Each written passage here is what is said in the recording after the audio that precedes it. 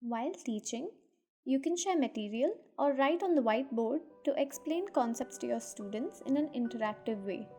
Here's how you can make the best use of all these features on the integrated Zoom meeting in the StudyRoom app. To start off, click the green Share button that's on the bottom of your screen, and from the pop-up, select Share Whiteboard. Once on the whiteboard, you can click on the pencil icon and change the color and thickness of your writing tool before you start writing.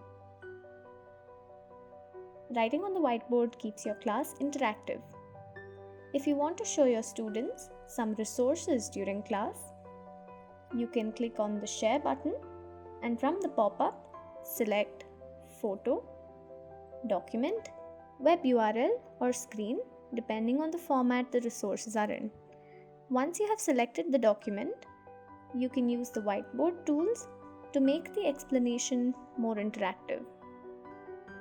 For example, the Spotlight tool can help you point at different elements on your screen as you explain so your students can follow along.